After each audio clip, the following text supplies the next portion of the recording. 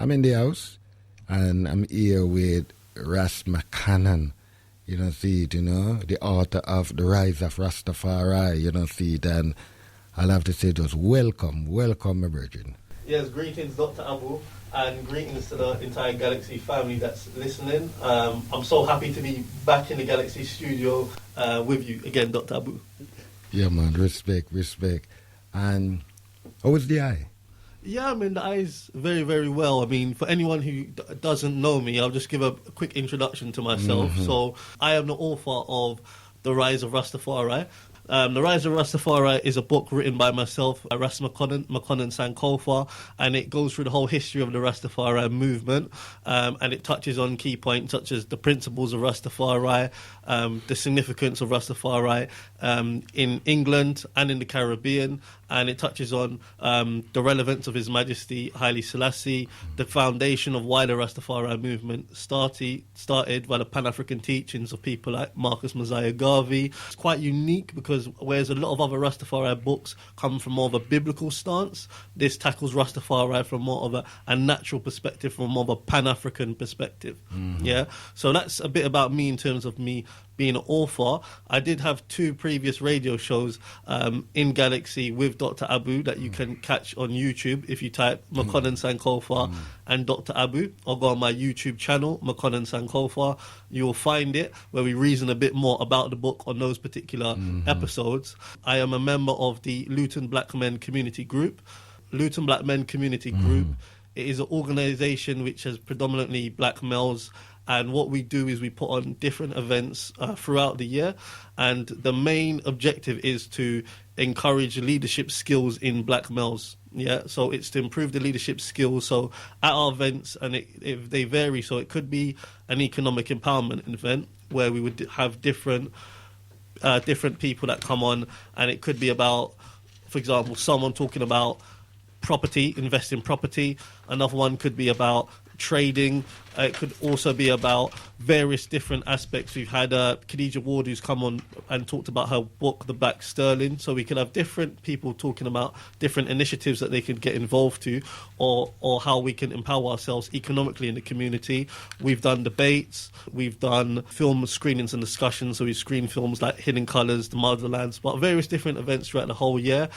Even though it's Luton, it's a black men's group, everyone is invited, black men, women and children. Sometimes we have more women. It's just that the main people doing organising the event are males. Another group that I'm involved in is the African Heritage Network of Luton, and we put on Kwanzaa events. So we put on Kwanzaa events in Luton, and we've also put on Kwanzaa events in London under the umbrella Kwanzaa Network UK as one of the organisations, and we've participated as one of the groups. So a few years ago there was a big 50th anniversary of Kwanzaa, and we were one of the organisations, among others, that made up that group to put on the Kwanzaa. Yeah, man, wonderful, my virgin. And as I was saying to the people here, that you just returned from the Smiling Coast. I'm very much missing it. And I mean, straight away, what I miss about the Gambia and what I loved about the Gambia was being in the majority. So this time I spent 6 months in Gambia from July, and I came back right at the end of December. But spending such a long time in the Gambia and being in the majority, when I came back to England, it's like I really felt when I was coming back that I was coming back into someone else's country, because you've been acclimatized. 6 months is quite a long time. You've been acclimatized, so you're used to seeing your African brothers and sisters, and they're very welcoming, and they want you to be there. And then when you come back to England, it's like you see so many white people around. I've never seen, like, for example, December, and it's been so warm before. So when you go over there in December, it's warm, it's sunny. When I come back here, it's like it's cold. I remember the first night I got back to England from the Gambia, and I slept with my jacket on because that's how cold I was. So having to reacclimatise to the weather and the cold environment in England, because it's not just the weather, the people, the English people are cold people. And that's something that when I was in Gambia, what I loved about Gambia is the people. The people are very friendly and welcoming. So I'll give you an example. If you're just walking down the road, for example, I went into a shop once, and they will come in and ask you, oh, do you want some food? And that's not just one incidents in one place I went to, it happened multiple occasions that if I went somewhere and anyone's eaten by it's like their nature, they're automatically going to ask you for some food if you want to have food. So just little instances like that. I mean, anywhere you go, if you needed to ask for directions or if you needed any help, people would always go over and beyond to help you. And it could be even just little things as if you get out of a car or taxi. I remember one time, for example, it was raining because when I went to Gambia, it was in rainy season. Rainy season, July. Now, even though I say rainy season, it's still predominantly sunny most of the time, and it rains now and again, and maybe for like an hour, but then after that it stops. But there was this heavy rain one time, and I was going back to my accommodation, my apartment where I was staying.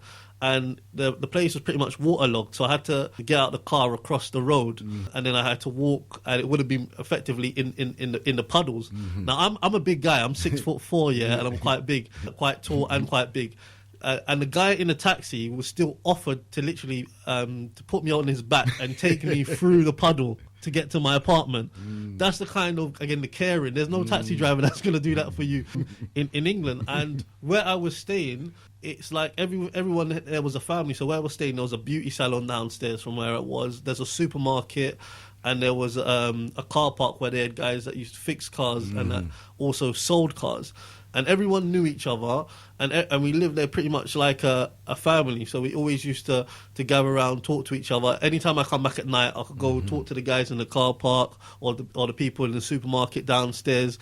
And in England, again, a contrast is that you could live next to someone for 10 years, 15 years, and you don't say more than anything to them than hello. Yeah, or you don't know, you might not even know their name, or that's just as far as it goes, but you don't know anything about them. And I think, as obviously as a people, we've lost a lot of that cohesiveness. I think our parents, when they came from the Caribbean, Jamaica, they had that.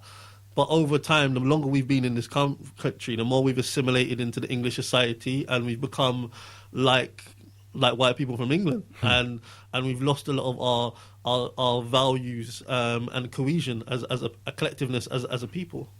Yeah, man, I'm glad for your observation and all of these things. You know, I mean, what would you say to someone here now who's thinking of making the move that you make?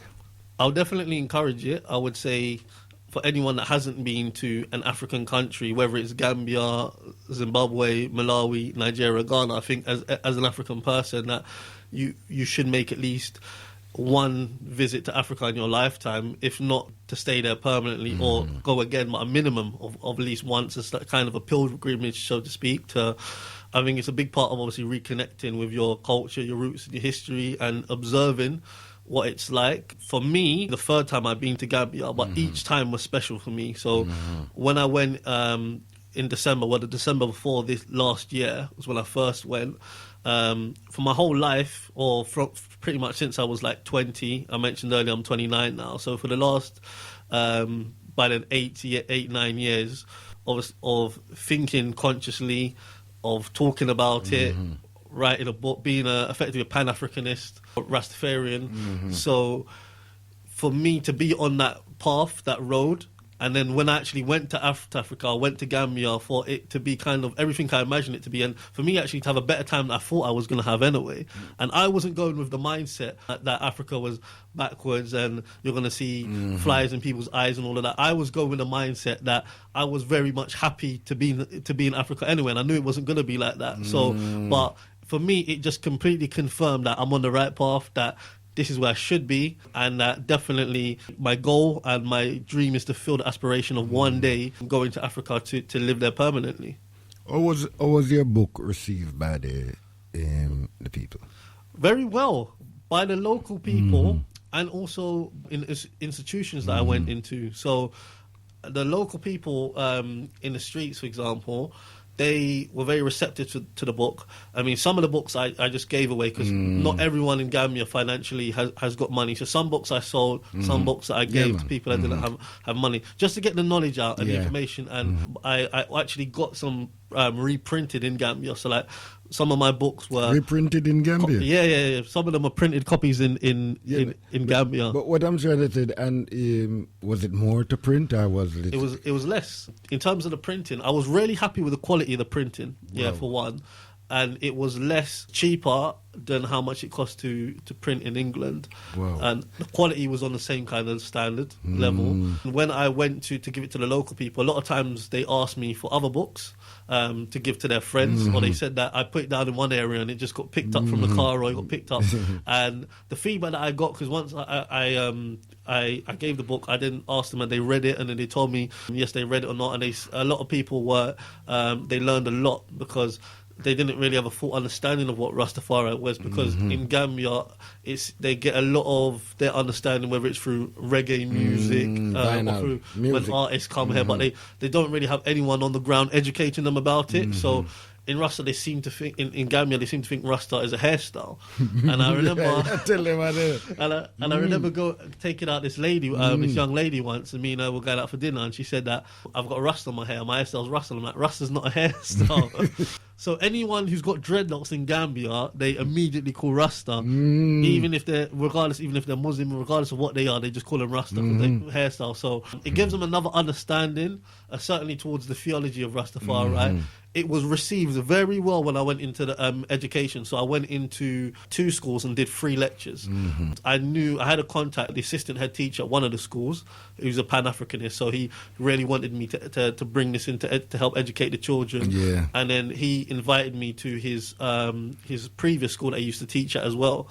Yeah, the first school I went to was an adult learning school, so it had young adults. They were very receptive for it. From what I know, and I remember him telling me, is that when I left from doing my presentation, months later they were still asking about me, and they were asking about the presentation. I mean, they were asking for me, asking how I was, and saying that how much they enjoyed the lecture. The next school that I went to was Brushby, and when I did the 2 lectures at Brushby School, they put 2 classrooms together both times, so I could speak to a wide audience. Everyone was very engaged. My lectures, they were quite in depth, full in depth. They are on YouTube if anyone wants to watch it. Yeah, man, they're beautiful. Got on my YouTube channel, Makonnen Sankofa, you can see one of the lectures that I did at Brushby Upper and Senior School is on there. It is edited, so because of time constraints, it has been edited down, but it does have highlights from the lecture that you can see. And the beauty of your book, you take it from a Pan-African perspective, a more spiritualist, a more Afrocentric perspective than a Eurocentric biblical purpose. And I feel that with even the young people in Gambia, at least they start to see Rasta in a more true, you understand, more than this biblical thing that is really colonialism blood. Yeah, and I think that needs to happen not in Gambia but everywhere.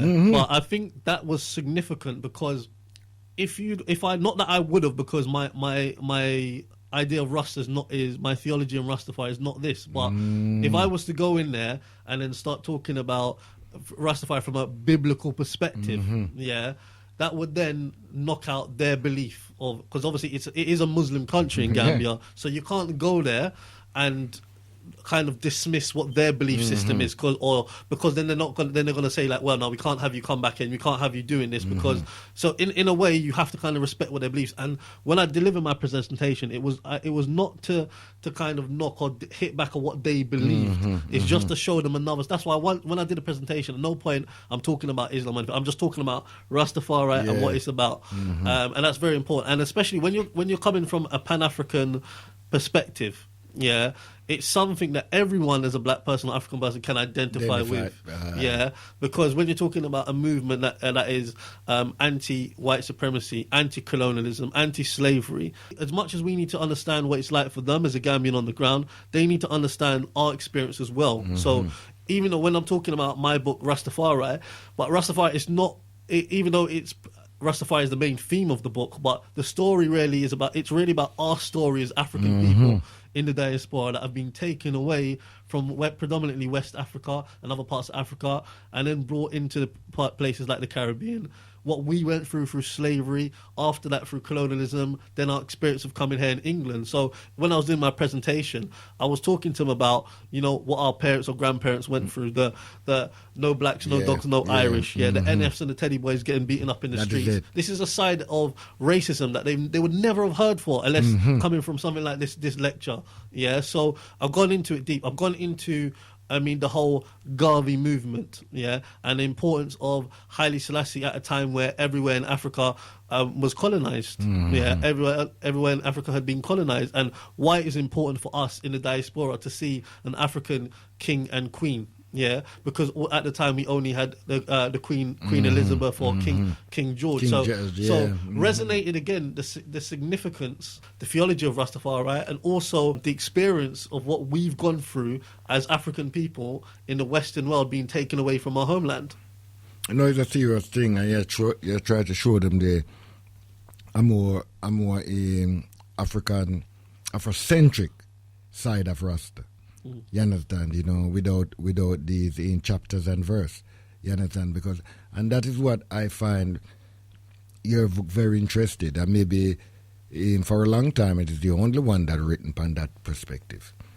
You do the Gambia now. Are you planning to do any other country at this moment? Yes. So I am looking at other countries in Africa. So I'm possibly thinking of Ghana, Nigeria, or Zambia.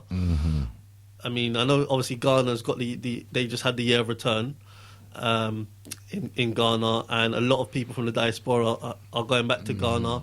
But that's not just been last year, that's been from a long time. People have been going to Ghana. It's been kind of like the Pan-African hub of Africa in the sense of a lot of people going there. Also, Nigeria, in terms of Nigeria being the biggest country and the most populous country in Africa. I've got, in terms of like DNA wise, I've got parts of ancestrally that trace back to Ghana and Nigeria. So there's a bit of a significance there why I'd want to go to those two countries. But I want to see what it's like in one of the bigger countries in West Africa, because Gambia is a small country in Africa in terms of size and population. So giving one of the other bigger countries a go and seeing how different it is as well, because there's different cultures, there's different customs, people are different in different countries. It's small, but the beauty about Gambia is that I meet Ethiopia in Gambia, I meet Tanzania in Gambia. You understand? Yeah. You know, because it have that friendly. Yeah. You know, see, you have African coming from Addis Ababa and said Zimbabwe. And then we said, let's meet in Gambia. Yeah. You understand? And this is how we have to look at Africa. You understand? We know that sometimes you're in Nigeria and you will meet in Ghanaian, you will meet, you understand? Just like here. Zambia is another country I'm looking at because one of my friends, Justin Muhammad, is doing some for next level developments. He's doing some developments in Zambia. So they're investing in their building some properties, and they're getting involved in business over there. So Justin, who's the person who took me to Gambia initially the first time when I went, so that's another option. Overall, I mean, I really did enjoy Gambia. I like the fact that it is easy to get around in Gambia. So it's not like it's not a big place where you can get lost. And so getting around on foot is very easy. Real. Transport there is very good in terms of getting taxis and getting around. It's very easy to get around in the Gambia. It's by the coast, so it's by the beach. You get nice beaches throughout Gambia. The weather is very nice. The people are very kind. It's got beautiful women in Gambia, so it does have a lot of pluses. If I'm completely honest, the only thing I think about Gambia, there's things that you enjoy and you don't enjoy everywhere. The only thing that I would say that maybe is holding me back there is a bit more is about sustainability in terms of me looking at like building a career. I'm still 29, so I'm still in the process of my career. And when I look at, for example, what I would want to get involved in, I think I may be better suited in maybe a Ghana or Nigeria where there's industries for me to go into that are already built there. Whereas opposed in Gambia, it's still emerging in those areas. No, it's true. You know, I mean, you see some other returnees down there. You meet Mama Lily, ain't it?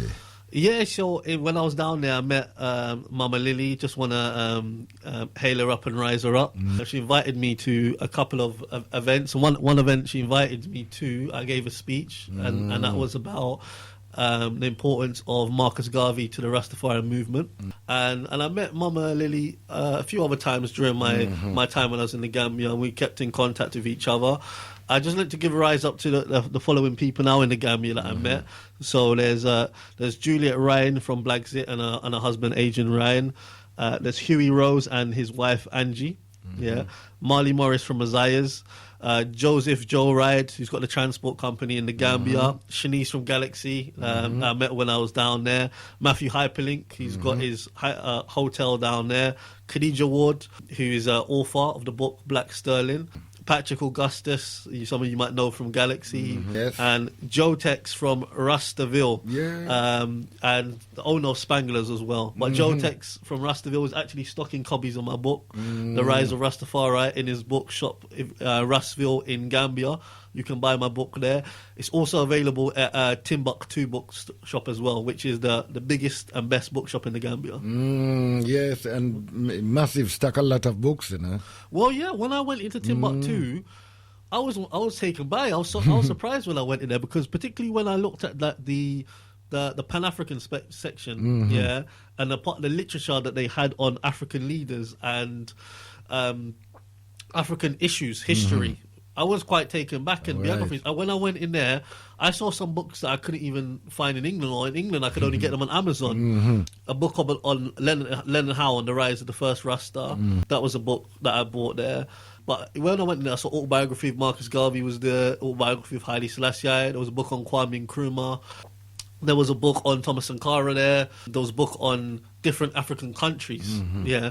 So the quality of the books there, and not just in the African section, literature section, throughout, they also had books for children, for educational books, for school. They had fiction, non-fiction. They had CDs. They had a different range of books for different people. I was really, really impressed. Yeah, man, that's wonderful to know that you could go around and take in Timbuktu. A lot of people go there and they don't realize that in Timbuktu, in stack of wide range of books. You understand? You know, even more time if I bring books to the Gambia, I always check them. Yeah. You understand? Because sometimes through they are into books and those things, they can even distribute them to certain schools and certain things. You know, and that's the beauty that we have to realize, you know, that Africa is not backward as what we been told. No, it's definitely not, and there's a lot of developments that are happening in the Gambia. So when I was there, in terms of developments, there was building a new, I would say, education or learning. Let me say learning center there, and that learning center could match learning centers that you could see in England or America. So they had. If people wanted to access or borrow laptops, they could do that. If you was involved in video recording or journalism, you could go there and you can shoot, and you could hire out the room there. It had a green screen. You could do filming. It had tripod. It had all the kind of equipment that you would want. It had workspace, worktops if you wanted to do work. It had a stage there, so people wanted to hold lecture. And then it had independent study rooms that people could go into. And another building that I was really impressed of was another IT hub that they had, and that you could go into this IT learning center, and they had different rooms. They had some computers in some of the rooms. They had one room which was just all computers, which is like the ICT room, and they were teaching them about software development. Yeah, and how to build software and different things relating to program, different things relating to ICT. So they had computer rooms, and then they had other rooms where they deliver lectures as well. So these are just some of the things that they are developing in the Gambia, which is not always obviously portrayed in the Western media news. Yeah, but these are some of the things that it's down for us to highlight. And when I was there in Gambia, I did work with Juliet Ryan on Bla Xit. For anyone who doesn't know what Bla Xit is a YouTube channel. We shot a range of different videos throughout our time. It's mainly to try and encourage people to come to Gambia, whether that's to visit or to repatriate, and to show Gambia and Africa in a good light, because we're so used to seeing it in a negative light. So when we went to places like the IT Learning Centre and the other building that I mentioned to you, this is part of what we tried to do by showing them development that's going on in the Gambia. So I was the person who filmed most of the videos. So I filmed the videos and I edited the videos. And Juliet was the one who founded Bla Xit, and she was the presenter. And we went to various different places. So it was like almost every day, every other day was like a new day, because it could be, say, one day we're interviewing someone, he might be a famous DJ. There. Another day we could be interviewing someone who's managing director or CEO of a property. Or a boxer, CEO, the boxer, Yeah, or a manager, CEO of a property development company. So we'll go around to the different properties so people can see what properties they can get in the Gambia. Or how to buy land in the Gambia. It could be supermarkets, because people want to know, what does a supermarket look like in the Gambia? What's the medical centre like? So we did a tour of the medical centre, spoke to the different doctors, and then said, this is the procedure of what happens if someone had something wrong at our medical facility. And it was like an A to Z kind of guide of the Gambia. And we went to restaurants. We covered like our brother Marley Morris's restaurant. There was an interview we had with Joe Ride, Joseph, who covered transport company. Matthew Hyperlinks Hotel, we did a video on the hotel. So we also had people and businesses that Gambian owned. So it wasn't all although the main target was diasporans, and we had people that had come back and were doing development in the Gambia, we also tried to encourage Gambian businesses and support the Gambian-owned businesses as well. So we interviewed the local restaurants, places that of development, schools, police officers, etc., and explained what's happening in the Gambia on that front as well. And I had a really good time doing it. I mean, it allowed me to go to some interesting places. I went to the president's brother's, Adama Barrow, who's the president of the Gambia, his brother's naming ceremony. That was very special. I think throughout my time in Gambia, I went to 3 naming ceremonies, one through Bla Xit, 2 others that I went to before I started working on that project. And I went to a wedding. I think that was on my first or second week in the Gambia. And in terms of the naming ceremonies, obviously we don't have naming ceremonies in England, so that was quite unique in a way, just seeing that. And one of the naming ceremonies, I remember that I went into this room and they had like the 2 families that they sat on each side of the room, and they were speaking in Wolof, which is one of the native languages there. But my friend was telling me what was going on, and he was like, they're exchanging respect to each other, and it was just letting me know what they're talking about. And it was like, well, they're exchanging respect because this is the family from the bride side, or the family from the woman's side, and that's the family from the father's side, and then what they'll conversate in. And I found that quite interesting. And the wedding that I went into, I really enjoyed the wedding. They had a lot of African traditional food, which was quite nice. The dancing was something else. It was like a big ceremony. And there was like the whole village, hundreds and hundreds of people. And the dress. Yes, and they all had the traditional African dress. And at the naming ceremonies and all the weddings, everyone always had African traditional dress, including myself when I went. So everyone had their best African attire on. And at one of the naming ceremonies that I went to, it was the brother of Adama Barrow's naming ceremony, and I remember actually that one naming ceremony because the women, they changed their dress I think about 5 times during that naming ceremony. So it was like they'll go have a walk around, see the people that come out to attend them, shake their hands, etc., or greet them, and then the people that was recording the video or the photography would take pictures or record, and then they'll go back and then they would change their clothes and then see other people that they hadn't seen, and then they take it in terms of where they go around, but they change their dress in different African traditional outfits 5 times during that. That's wonderful, wonderful. And when you're here and you hear people say that, we shouldn't really bother doing anything in Africa, we should just concentrate here and do. I mean, if you wasn't doing things here, you understand, like what you're doing with the man in Luton, and you understand, it wouldn't give you that drive to even do what you're doing in India, ain't it? Yeah, you understand? Yeah.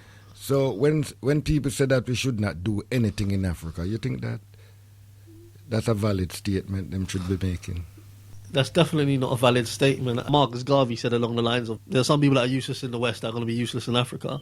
And people that are not doing anything in England maybe they're going to go to Africa and not really do anything. So if you're going to Africa, you've got to go with a certain mindset for one, because if you're going with a European mindset, you're going to be on the first plane back to England or to America, or for anywhere in the West, because Africa is not what it's like in the West, and you've got to be mentally ready for Africa. So I don't want to say this now to kind of like bring Africa down in a way or anything, but just simple things, for example, where that you maybe take for granted by living in the West. So the light might go off, yeah. Or you might have a day or two where there's no water, yeah.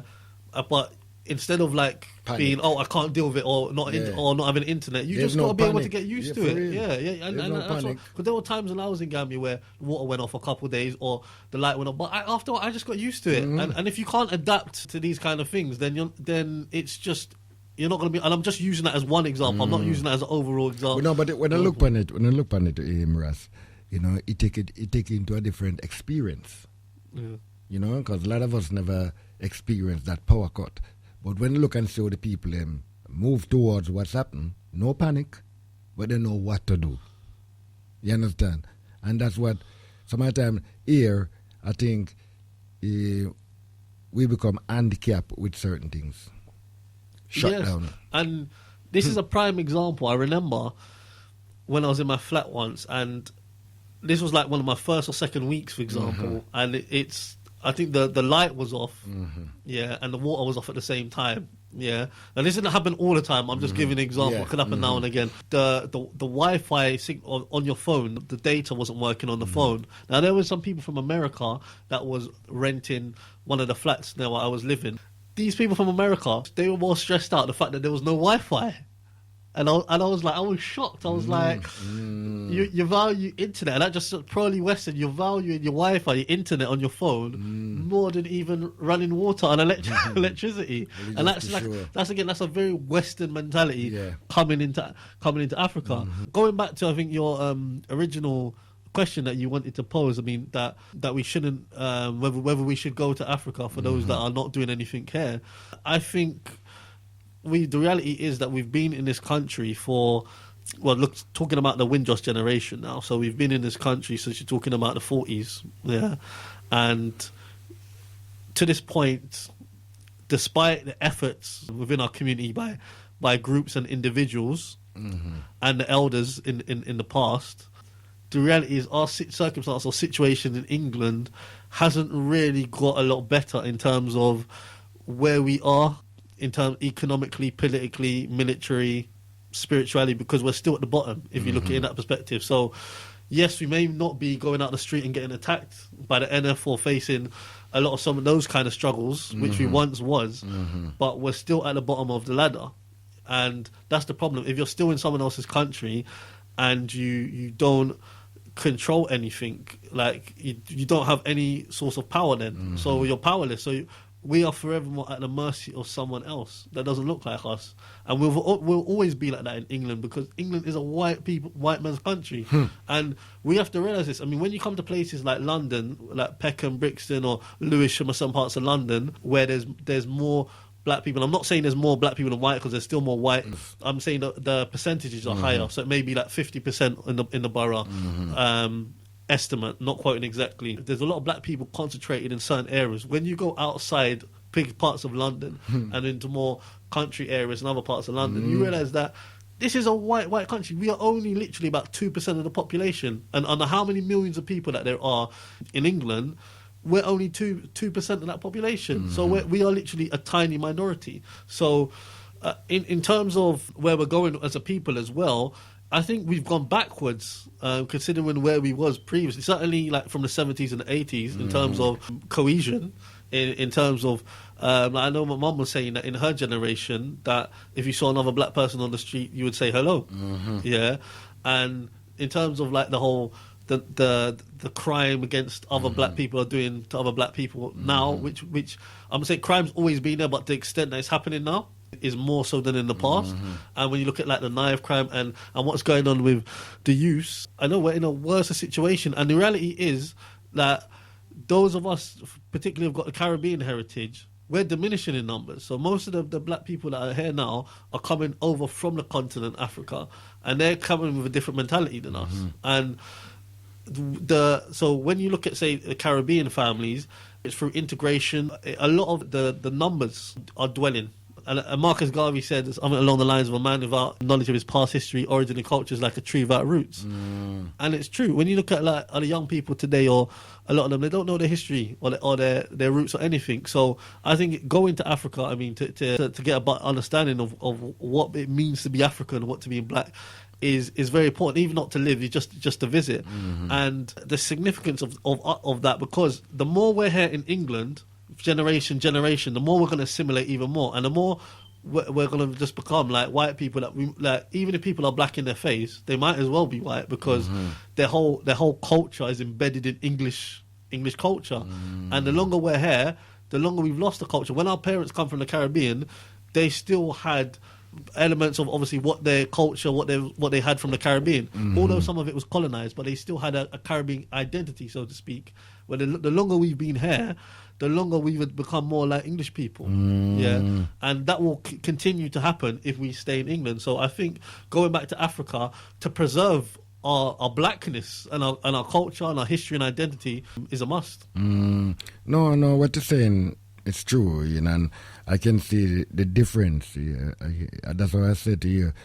Sometimes meeting a Gambian in London, you know, and meeting a Gambian in Gambia, sometimes you get two different narratives, because this place changed a lot of people. Just like you meet a Jamaican in London and you meet a Jamaican in Jamaica, and you realize that, you know, the one that you meet in London wasn't telling you nothing about in Jamaica in that developing way. You understand?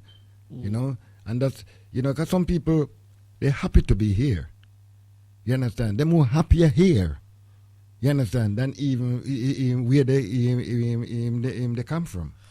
And I just want to say as well that when you with a lot of countries in Africa, with like how the pound converts and how much people earn in England, if you convert the pound over to a lot of the currencies in a lot of African countries, it converts over to big money over there.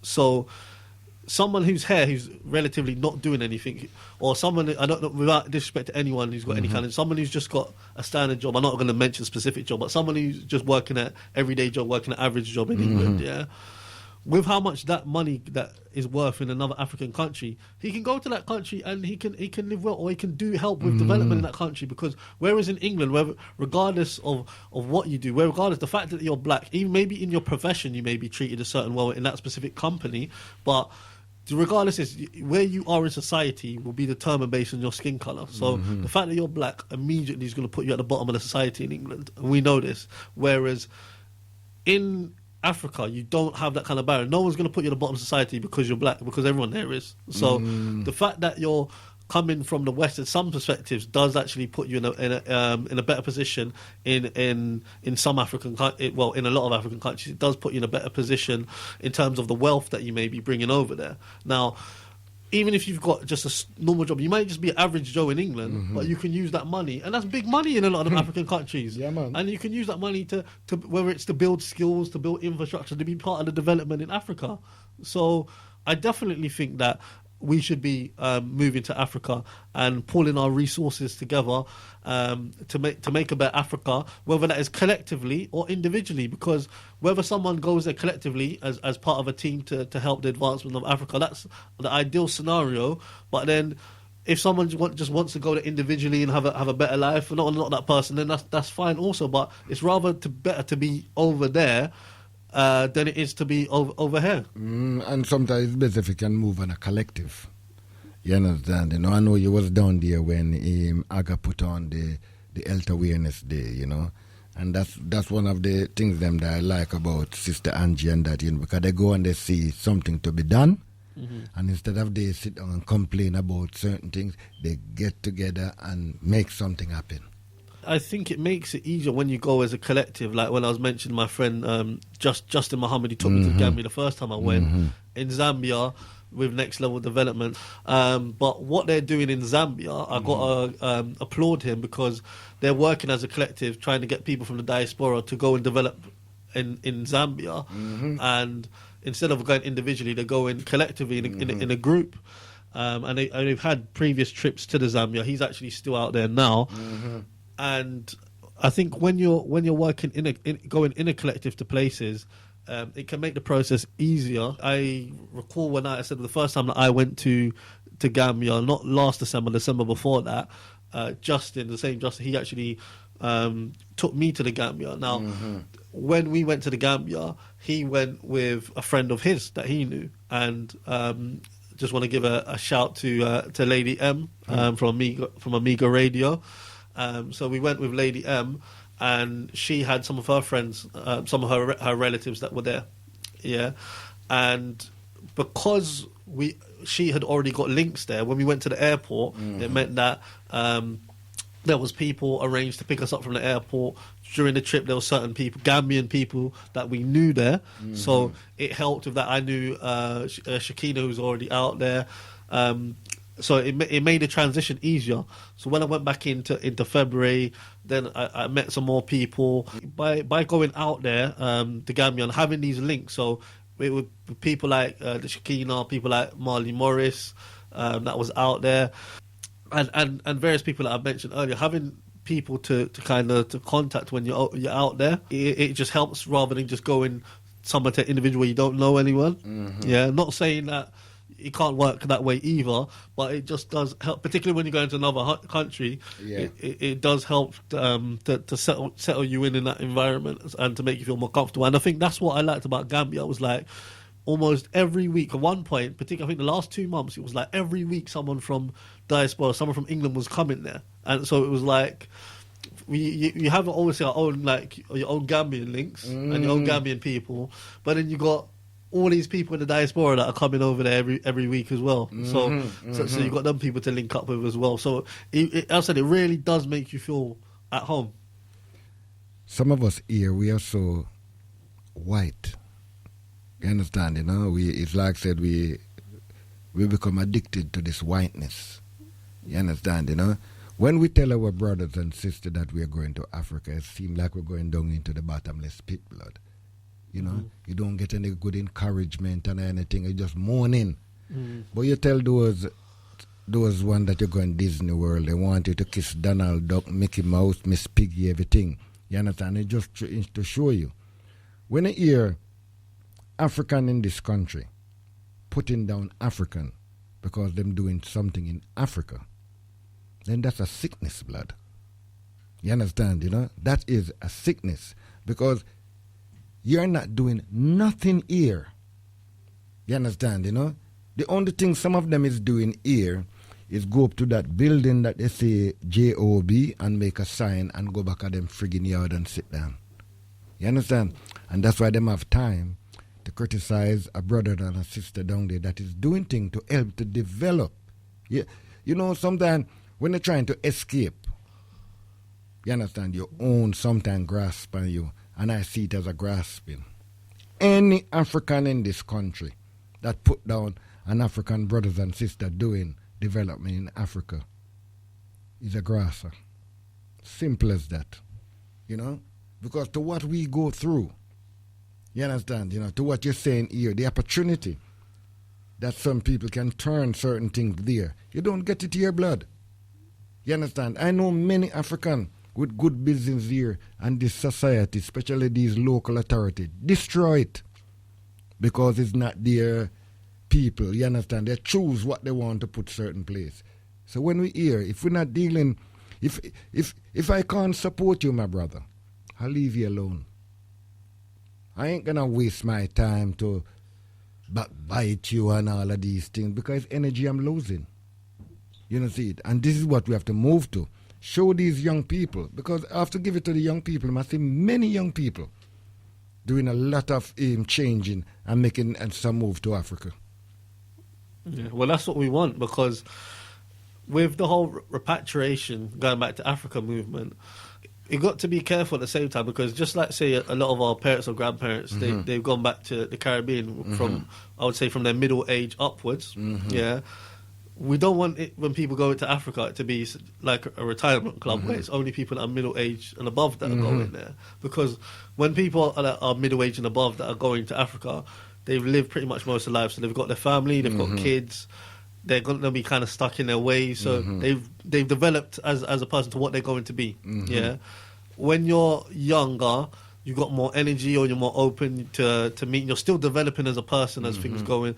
Also, I think for the full integration, because when you're older, sometimes a lot of times people will, it's like you're stuck amongst your certain kind of friends or your certain networks, and then that's it. That's why a lot of people, when they go to the Caribbean, they struggle to integrate. They go to the Caribbean, they sit down on their veranda, they're just lonely. You say because they never move with a plan. Look at Mama D. Mama D go to the Gambia when she was 61. You understand? So it's not a young thing and a old thing. It's a now generation. It's a mind thing. You understand? And this is what, because I meet a lot of elders who gone back to Africa. And then sit here and say, Abu, I'd rather die there than die here. You understand? So you have to look and see how people is looking on their life. You understand, Because a lot of people, if you don't go with a plan, if you don't go with certain things, and it's best if you go as a collective.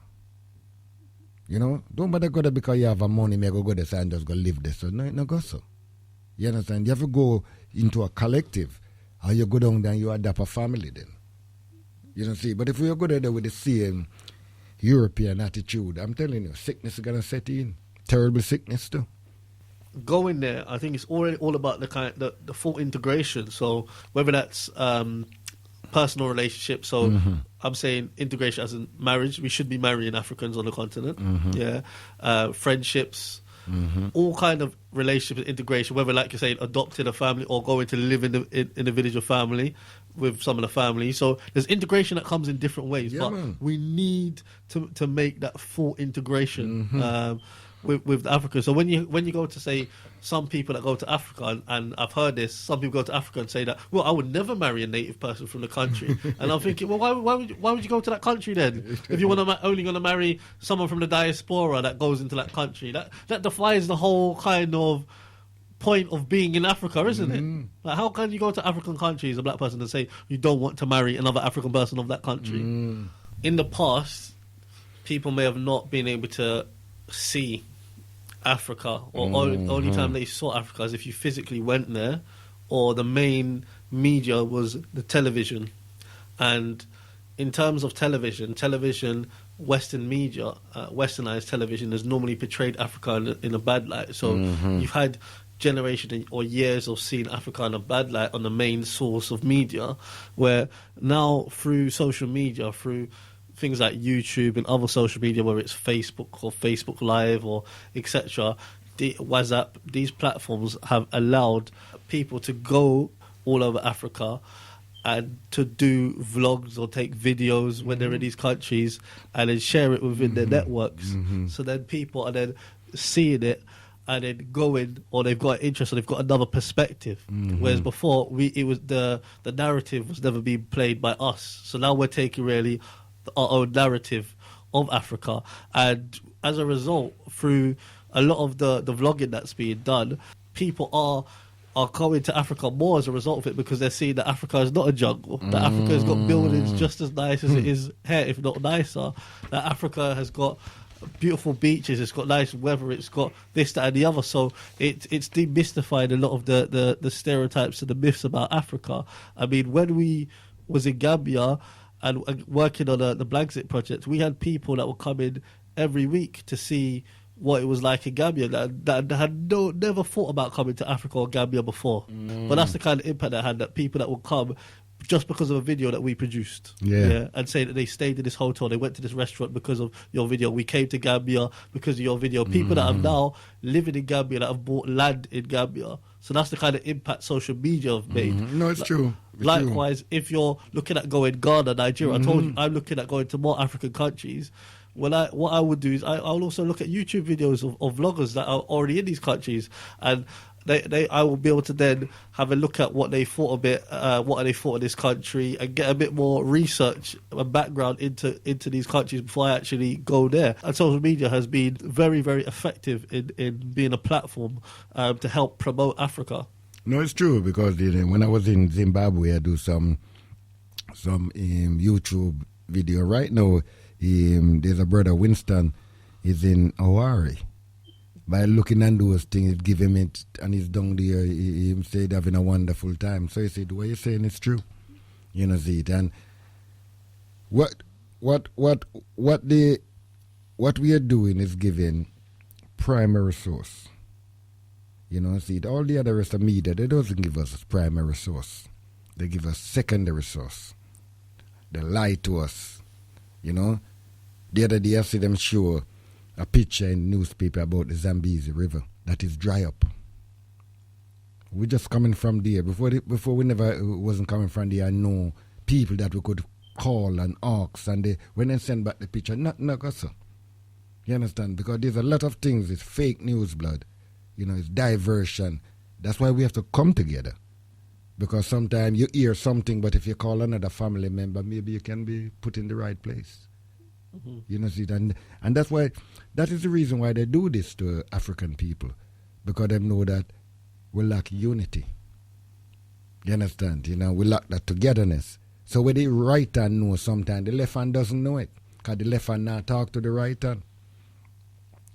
And they mess up African people in such a way that they put them in certain little cubit. You know, I'm this, so I'm not talking to that, I'm this, you understand? And this is what they do to them, and they do not know that they are the same. You understand? Only because they may give them a different postcode, a different badge, a different certification, and this is what they do to us. But we have to see beyond those things. That's the impact of colonialism, blood. You know, but some of us, we are in denial. And we blame all the other rest of things, but we don't blame the primary source of the problem. You understand? Because how can you blame the primary source of your problem if the primary source of your problem is the one that employ you every day? Do you think there's a shift now from maybe, say, 20, 30 years ago of people going to Africa, or what people's perception is of Africa, even a decade ago? Mm-hmm. Of course it's changing. You know, see it, you know. And I can tell you that Galaxy Radio play a great part in that change. You know, see it, you know, what Sister Angie doing, what Sister Shini is doing, what all the brothers and sisters them doing, you know, that bringing back people to do us things. This is what it's all about, you know. There's a lot of barriers that break down, you know. A lot of people would say, well, I mean, you know, he now go to Africa because this and this. All them things that break down, blood. You know, see. But it's one thing I want to say, you know, these artists that is singing these songs, they must sing what they mean and mean what them say. You can't sing about Africa, you want to do this, and Africa, you want to do that. And when you get the chance to go, cowardness set in. Well, I had a conversation with someone about this when I was in the Gambia, actually. Mm-hmm. It was similar along the lines about reggae artists. And hold that, there's a call coming in. Hold that, yeah? Beautiful vibration. Rise up, family. Rise up. Brother Vibes? Greetings. Yes, greetings. Greetings, Brother Vibes. Rise up to both kings on the airwaves and family near and far. Aye. I bless it every time. I didn't get a chance to catch all of the topic that was, but I got a little bit of it regarding the blessed the beloved brother next to you. Sorry, I didn't catch your name, family. Ras Makonnen. Blessed. Yes, it's imperative for ones to touch the motherland, but I do think it is happening here because even me, I'm not. I work in the construction field, but I'm out of London at the moment. But it's nice now that I feel, for me personally, that the mold is breaking. It's a slow process because of now. I'm even talking to Somalian brothers that I'd never speak to before. And this is, forgive my ignorance, but I'm trying to keep it real here because of the stereotype nonsense that divided us. You feel where I'm coming from? But what it is, we had and this only happened to me today, word is born. I got talking to a Somalian brother, and we were just talking, and we talked about how the oil companies were over there, and what they were doing, they were dumping all their rubbish. But then they'd use the media to project, to say, well, we know the narrative that they set, the negative narrative that these people set. So I applaud him. So, and word is one, the brother just gave me 2 fists as we do, and hug up and said, nice one, what's your name? I told him, we interjected him, the conversations climbed, and we basically came down to the most important thing. We've got to come together. We have to. The war is on us. It don't matter which part of the motherland you from, as long as we look like we're near and far, the war is on. And we all we got. We are all we got. And until we understand we all we got, we will see the beauty. The beauty is there. It's like when you wrap a present, we have to unwrap it to reveal the true beauty of us and know where we are, know where we're coming from, and know where we want to get to. You see, them do it. Them do that play with us when it was on the island. And some of us think that our island is better than the other island. Some of us even think that our island is bigger than the island. Yeah, some man in Jamaica call man in a Guyana, in small island, and don't realize that Jamaica can drop in a Guyana how much time. That's ignorance, blood. I'm a true advocate of ones going to the motherland. Go see, because there's plenty. Ghana may not be for one person, but it may be for another. The Gambia, and the list goes on. I'm just naming just a small few, obviously. But yes, I always say, near and far, we must go home. And until we go, because I know for me, the minute I touch down there, I'm kissing the floor, and I lie you not, and that's the that's the truth of it all. Trust me, I'm hoping to make that journey there, and the minute I do that, I'll be at one. I will be in truth a true bit of peace. I really will be, because it's the start, it's the ball rolling for me of finding self, where the self has originated from, etc., etc. I remember it goes on. Well, rise up, brother vibes. Give thanks all the time. Yeah. Yes, my brother, Makonnen, you were saying.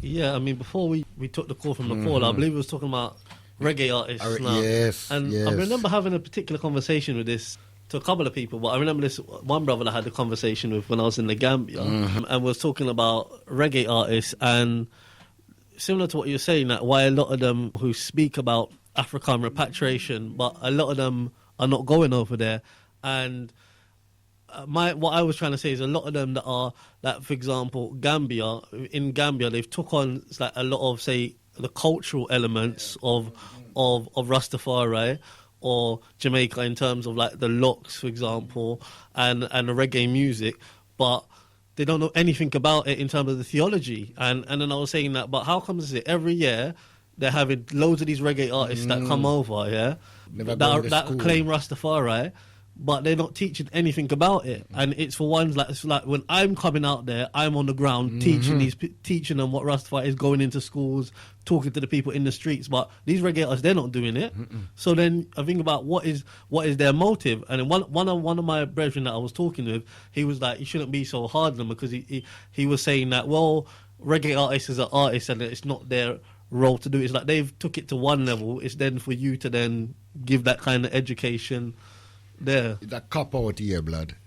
I was in Zimbabwe at the Zambezi River, where some brothers and sisters did there. And the brothers said, from I was a boy, now you can see the grey in my beard. I hear these artists singing, and we here preparing for them to come home, making preparation. And they asked us, where is Burning Spear? I said, Burning Spear will have to come and answer for himself. Is him utter these things out of their mouth? Are these artists utter these things out their mouth, blood? Hear me at this. I go in a dance and hear that music. Whoa, and everybody a sing and a dance. And when the music done, you mentioned something about African, so quick and ready for taste it. Oh, I'm not African, you understand what I'm saying? That is a sickness blood. You understand? When you sit and you sing, emancipate yourself from mental slavery. And then after you've done that, you're gone back in a mental slavery, gone jump up and down. Yeah. And I think this is the problem that we have, and this is why, well, part of the reason why Rastafari isn't taken seriously in Gambia, and it's misconceived, because if the only education that they're getting coming from it is people jumping up and down singing reggae songs, and the people singing reggae songs are not people living by the principles of Rastafari, right? Because I know people in Gambia that have said that, you know what, when this artist came, we was amongst this person, and we was amongst this person, but that person never sat you down and told you about Rastafari, right? Or tell you about anything about what he believes or anything. And this is the old thing that I see, you know, it's like a triangle. From the airport to the stadium, to the hotel, back to the airport. You understand? You know, it's like a triangle. Not even some of them go at the school like what you do. Talk to you, go up in the village, bring some economical, warm up the village. Because you know when you go into a village, crowd come out, even the man can even sell him orange.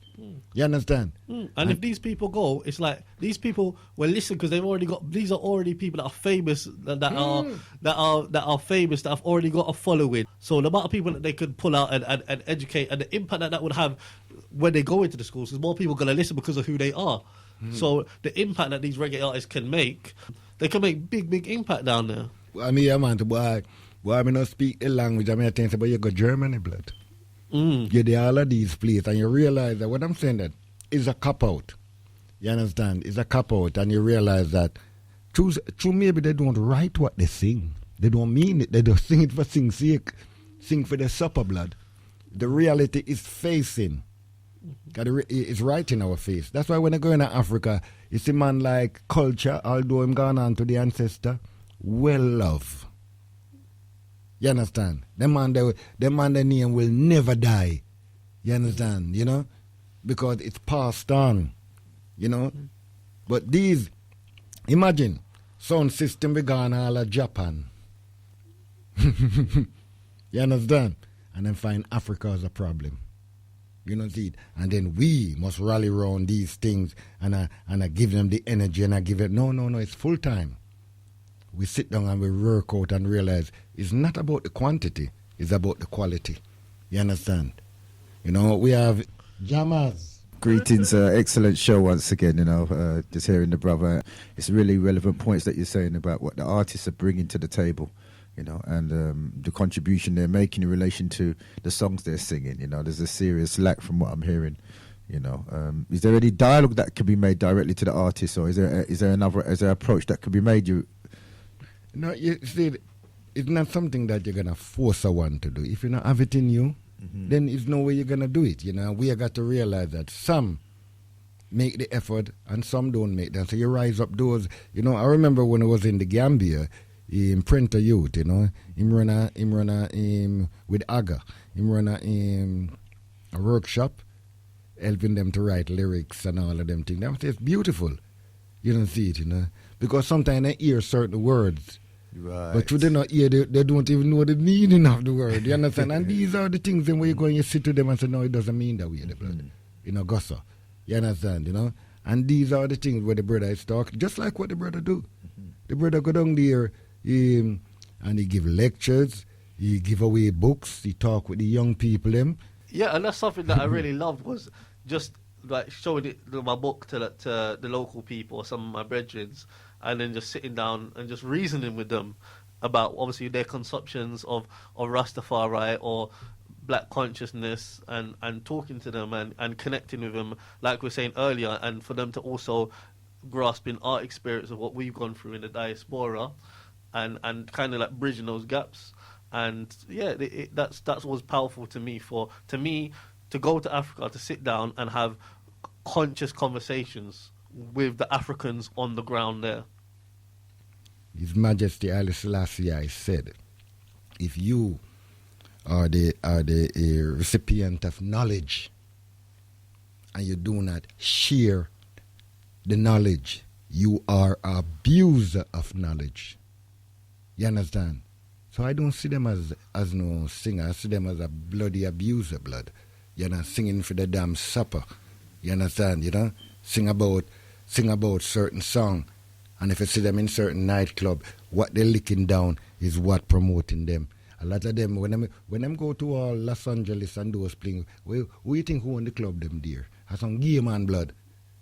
You understand? So all them little chit talk and all of them things there, I just talk.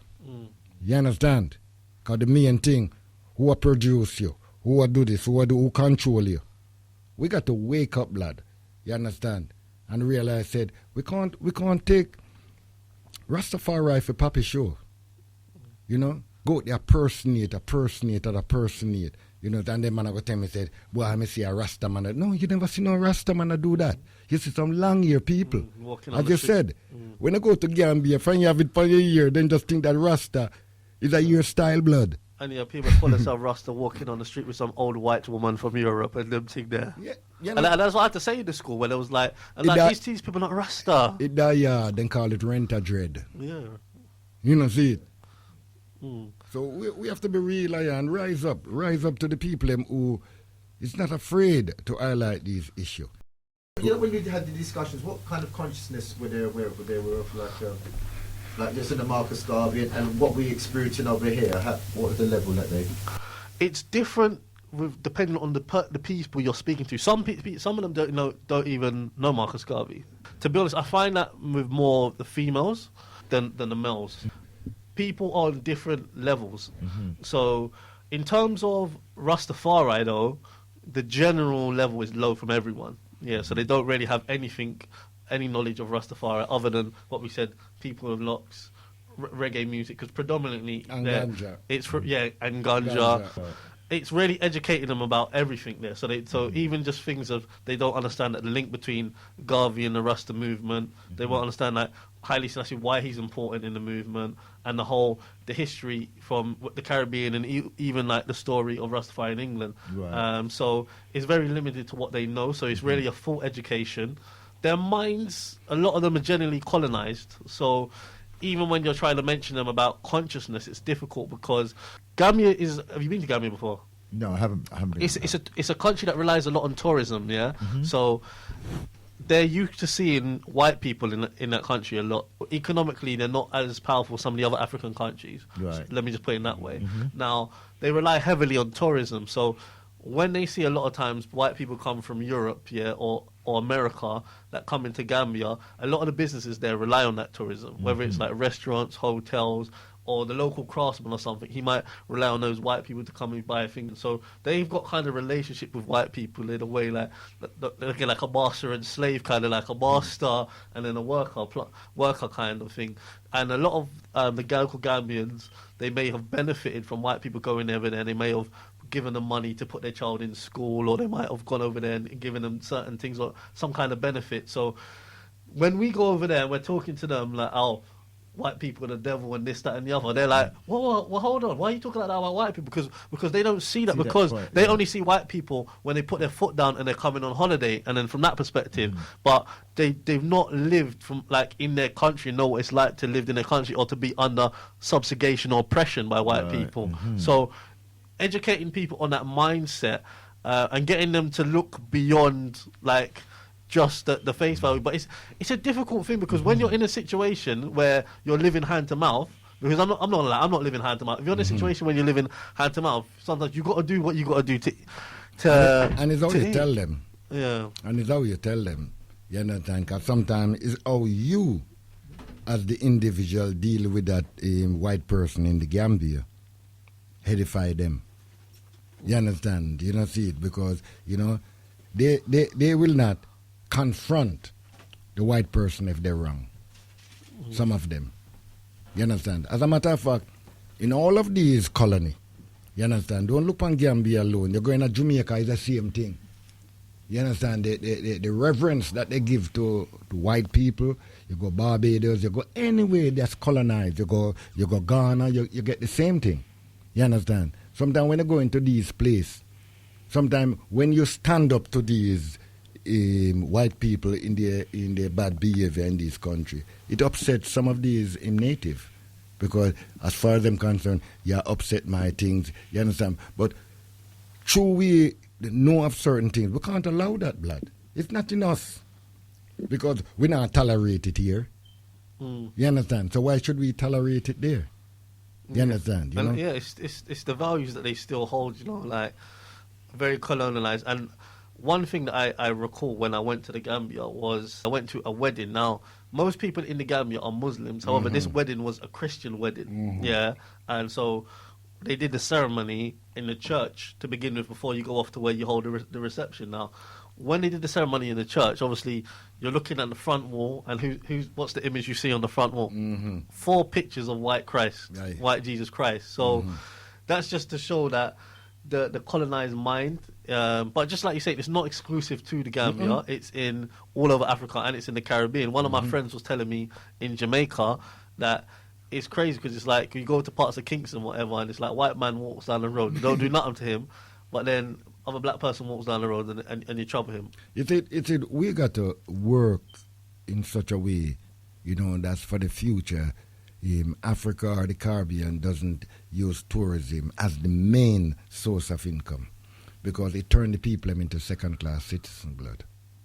You know, tourists have more right than even the native them there. You understand? You know, see it. You know, that's why these pedophiles them can go down there and want to go in with a child in say $150 is a little £2 and all of them things. You understand? Because they can't recognize that. They can't see that. You know, see. So we must organize ourselves that we can take even a Gambian sister or brother into this country. Make them see for themselves that they can go back and speak to them in their own language, in their own way. You understand? More than we are going to tell them, because every day we are telling them in a new clothes. You understand? Everything we have on is new. You understand? Then things they so we live here. When I go to Gambia, I bring things from here. I bring video and things from here, showing them how people live here. How you have people on shop ears asleep. You understand? We all have a responsibility. The Gambian in this country have a responsibility. You understand? Of sending the truth back to the people them there. Don't just send these little pictures them where you take with 4x4 and all of them things there. And because when them see it, they're gonna think that that's how it is. You got to speak the truth. Some of the videos we did on Bla Xit, and sometimes what we did on some of the videos, we showed them pictures to express the reality of what it's like in England. So there's more homeless people in England than there is in the Gambia, or in London than there is in the Gambia. And every town or city that I've been to in England, and I've lived in Luton, Southampton, Bedford, Lewisham, there's tons of homeless people that are poor living on the streets. Yeah, which is obviously the everyday Gambian's not going to think of that, because they're in the mentality of the streets are paved with gold. Now we've actually took pictures of different scenarios of homeless people and then put them onto the video so they can see what life is like the other side of England. And I remember just the other day, for example, when I was speaking to one of my friends in the Gambia, and I was talking to him over the phone and explaining to him the reality of what it's like for us over here, because obviously they're under the impression that we're in England a lot of the time. Sorry, when we go to Gambia, we're wealthy, we're rich, our life is wicked in England. When I was talking to him, I was saying, do you know how hard it is that we have to work whilst we're in England? That some people that are working, a lot of people working 5-6 days a week, 40 hours a week, commuting 2 hours to get to work, 2 hours back to work. So your whole week, it basically is orientated around work. And that's the reality of how it is in England. And then when you're working, you've got KPIs for this, KPIs for that, how many grocery you can put in the till, targets for this, how many call rates, how quickly can you pick up the phone and finish the conversation. So once I was stressing that out to him, how hard it is, or Gambians, how hard we have to do to work, they start to understand a little bit. And then the reality that people working 40 hours a week, under all of these stress and these targets, and people getting sick because of it, and that the result is that a lot of people still can't afford to, can just barely survive in England as a result of it. They can just about pay their bills on top of this. Then they can understand a little bit more in terms of where we're coming from. And you can ask them, it's like, well, would you like to work 40 hours a week and travel 2 hours to get to work and 2 hours back, and literally have work to live in the snow? yeah, exactly. You understand? You see, the whole thing about it, when I go there, you must have to have some form of conversation. It's not about entertainment and all of these things, you understand? And some people, you see some man, why are you going to the Africa? Well, just to have some fun. Just to have some fun. You can't blame all necessarily the Gambians for looking at people like us from the diaspora when we're going there as tourists to begin with, because a lot of our people are going with the tourist mentality when they're in Gambia. Or they're coming to Europe mentality was we're better because we're from Europe or something like that. So you can't blame them for dealing with them like this to begin with. But once they know you and everything, then they'll look at you in a different way and everything. Yeah, man, we have a call coming in. It seemed like it's Sister Angie. Vodum. Hey, Vodum. Greetings. Greetings, brother Makonnen and Greetings. Jammers. Greetings. You know I can't listen to you talking about Gambia. Oh, Gambia. Aye. Gambia. Welcome back, my brother. Give thanks for your time, and I'm very, very happy. Well, I did see you briefly here, didn't I, over Kwanzaa? But yeah, I'm very happy that you've had the experience, and it was also a joy to watch your video of you speaking to the young people. Because I was also concerned. I was saying at one point, what's happened to his book? I don't see him promoting his book. Because I know you were busy supporting Bla Xit, But it was a joy to see you giving that talk to the young people, because it's very important, that we try our best at every opportunity to de-brainwash and to revolutionize the minds of our future generation on the continent. So rise up yourself, my brother. Yes, thank you. Great works that you're doing. Also, because, in Gambia, they love Rasta, They love Rasta by name. Aye. So it's important that, they receive that teaching. So rise up yourself, my brother, and don't stay too long, You have plenty of work to do. Yes, for real. But yeah, it's interesting. I was just listening to you, because we do have to integrate our brothers and sisters at a local level. And those of us that know the work that we do, we've always done everything at grassroots level, because if we say we're going to reconnect with Mama Africa, we need to start at grassroots level, and everybody to their own, give thanks. For me, it's about us actually being on the continent and trying to find our way. Now, the reason they don't recognize us is because we haven't been there for them, So when you're touching on mindset and how they respect, the Wazungu, that's across the Caribbean, it's across the continent. But it's going to take us generations, for them to have a complete constructive change of the mindset. The most important thing is that we recognize that we need to go home now, and we need to do what we're able to do individually as well as collectively. So we mustn't be disheartened. We just got to recognize that we don't know who we are, and we're also trying to find our way too. So whatever you're doing, however we're doing it, the main thing is that we're doing it. So give thanks. Beautiful vibration all the time, Sister Angie. All the time, Sister Angie Aga, Global Ambassador. Beautiful vibration. We have Makonnen in the house, so we just make him say his farewell or his words of thoughts for the community. Wally vibes and virgin. And I tell you, before you even say anything, give thanks. Give thanks. Yes, give thanks the Galaxy, for yourself, Dr. Aboo, for having me, and for all the Galaxy listeners for listening to the show. If you wanted to catch up on the previous shows that we did, myself and Dr. Aboo, if you go onto YouTube and write Makonnen Sankofa and Dr. Aboo, you'll see part 1 and part 2, where I speak a bit more about my book, The Rise of Rastafari, which you can purchase on Amazon as well.